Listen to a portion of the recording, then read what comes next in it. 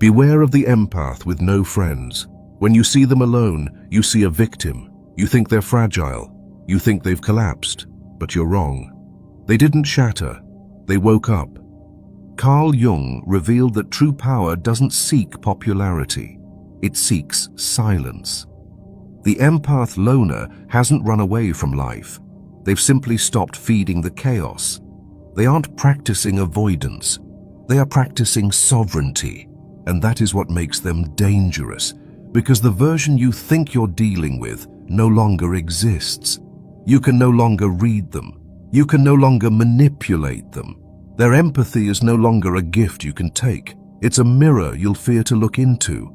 In this video, we uncover why the isolated empath is not the weakest person in the room, but the most formidable soul you will ever misjudge. It all began as a silent rescue mission. Their solitude was never an accident.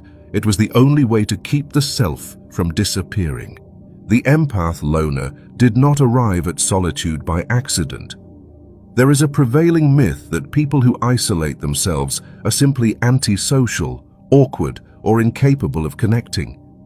This is a superficial reading of a deep biological and psychological mechanism.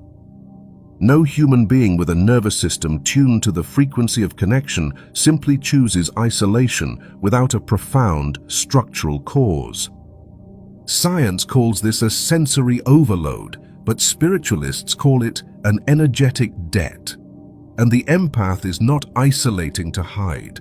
They are isolating to pay it back. This state is not a personality quirk. It is a result of saturation. Their solitude begins to make sense once you look at how the empathic nervous system actually works. Carl Jung described the psyche as a self-regulating system, much like the physical body. When the body is subjected to extreme heat, it sweats to cool down. This is not a choice. It is a biological compensation.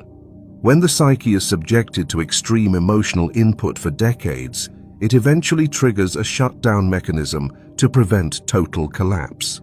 The solitude you see is that shutdown mechanism in action. For the majority of their life, this person likely lived without a psychological filter. They lived with the psychic pores of their mind wide open. In a room full of people, you might hear the conversation, but the empath feels the subtext. They register the tension in a jawline, the tremor in a voice, the